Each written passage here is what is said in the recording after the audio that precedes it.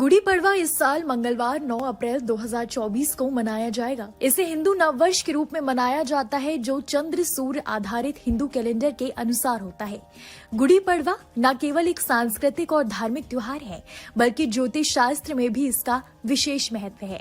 ये न केवल हिंदू नववर्ष की शुरुआत का प्रतीक है, बल्कि ग्रहों की चाल के आधार पर ये साल के लिए शुभता और समृद्धि का भी संकेत देता है।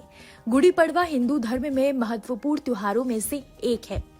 ये त्योहार महाराष्ट्र राज्य में विशेष रूप से मनाया जाता है, लेकिन देश भर में इसे धूमधाम से मनाया जाता है। गुड़ी पड़वा का आयोजन चैत्र मास के पहले दिन किया जाता है, जो चैत्र शुक्ल पक्ष की प्रथम तिथि को आता है। इसलिए लोग इस दिन अपने घरों में गुड़ी उठाते हैं, जिसे सन्यासी आधारित परंपरा के अनुसार लगाया जाता है। ये त्योहार अपने परिवार और बाकी लोगों के साथ खुशियों और उत्साह के साथ मनाया जाता है। इसे महाराष्ट्र में नववर्ष के रूप में मनाया जाता है। ये कन्नड़ और आंध्र लोगों के लिए उगादि के साथ मेल खाता है। फसल उत्सव की शुरुआत का प्रतीक है। नई शुरुआत और ताजा अवसरों का स्वागत करने का दिन है। गुड़ी पड़वा के दिन ध्वज लगाने का महत्व है। ध्वज लगाने के सही तरीका क्या है, हम आपको बताते हैं।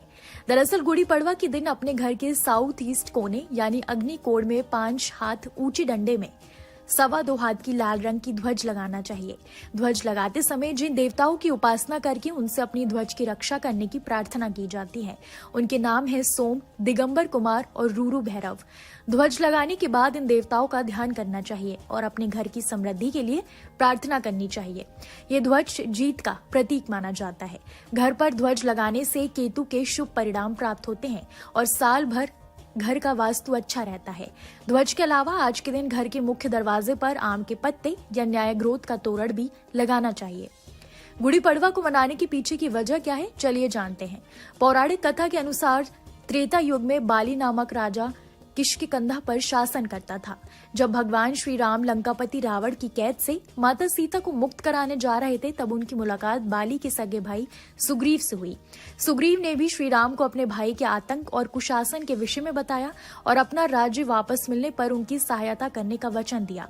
तब श्री राम ने बाली का वध कर उसके आतंक से सुग्रीव और समस्त प्रजा को मुक्त कराया।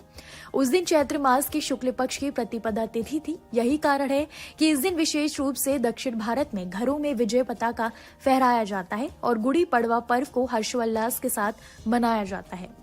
गुड़ी पड़वा से जुड़ी कुछ खास मान्यताएं भी हैं। दरअसल महाराष्ट्र में गुड़ी पड़वा पर्व से जुड़ी एक कथा ये भी प्रचलित है कि प्रतिपदा तिथि के दिन ही छत्रपति शिवाजी महाराज ने विदेशी घुसपैठियों को पराजित किया था और शिवाजी महाराज की सेना ने विजय ध्वज फहराया था।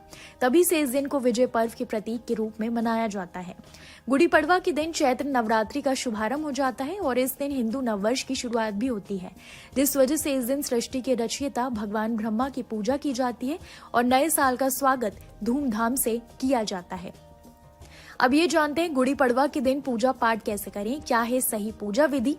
गुड़ी पड़वा के दिन सबसे पहले सूर्योदय से पूर्व स्नान आदि किया जाता है। इसके बाद मुख्य द्वार को आम के पत्तों से सजाया जाता है। इसके बाद घर के एक हिस्से में गुड़ी लगाई जाती है। इसे आम के पत्तों, फूल और कपड़ों से सजाया जाता है। इसके बाद भगवान ब्रह्मा की पूजा की जाती है और गुड़ी फहराते हैं। गुड़ी फहराने के बाद विष्णु जी की विधि विधान से पूजा की जाती है।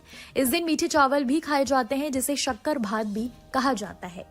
कैसी लगी आपको हमारी ये जानकारी, हमें कमेंट बॉक्स में जरूर बताएं। बाकी धर्म कर्म से जुड़ी तमाम जानकारियों के लिए सब्सक्राइब कीजिए हमारा डिजिटल चैनल और देखते रहिए न्यूज नेशन स्तुति।